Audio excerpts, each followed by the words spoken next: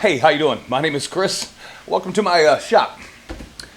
The simplest table saw solution ever. Maybe a little overstatement, but I'm trying to get into that whole clickbait thing and wanted to see if it would work. I'm just kidding.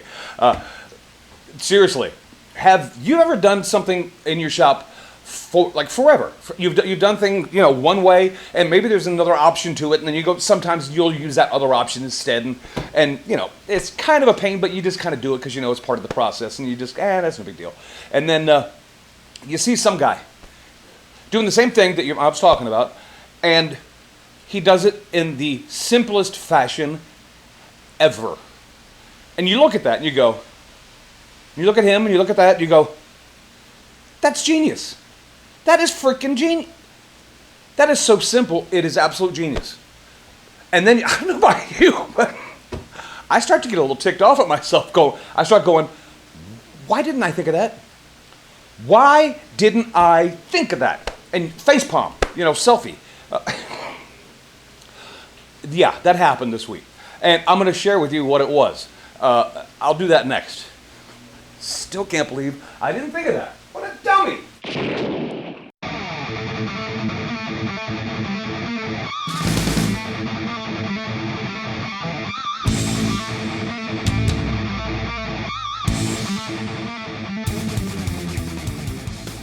Okay, what am I talking about, right? All right, let's, on the table saw, you're trying to set your table saw up for a non-through cut like this. Let me zoom in here. Camera, zoom in. Hey, look, I have a voice-activated camera. It zoomed in automatically. All right, here's the cut you're trying to make on a table saw. It's a non-through cut. You might be doing it with a dado stack, or maybe it's just a single blade cut, or whatever the case may be. It's a non-through cut. How would you go about setting that up on your table saw? There's a couple different ways you could do it. A couple different ways I've done it. Actually, there's 3 different ways to do it. You could try it this way.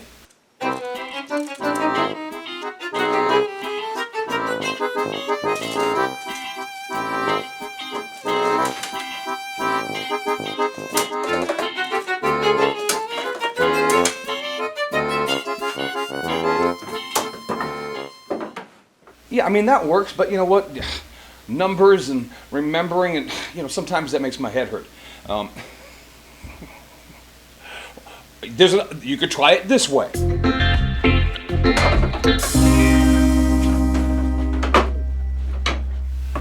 But if you happen to be 3 inches taller than a dwarf like me, you might need some help with that method.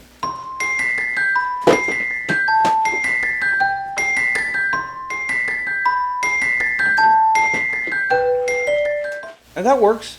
Or you know what? You could reverse engineer it and do it this way.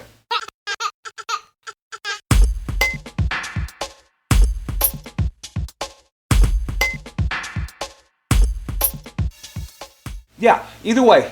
I mean, one way or another, there's a way to get it done.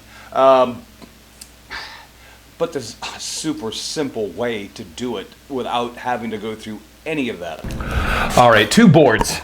Glued together, tacked together, chewing gum together. It's a freaking shop jig. I don't care how you do it. 2 boards, you just looking to put a 90-degree angle together, all right?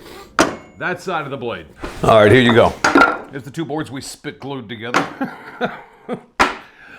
Grab some spring clamps. An old beat up broken mirror that you found in the trash. Mirror.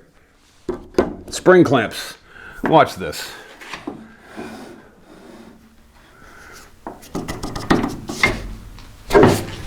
Done.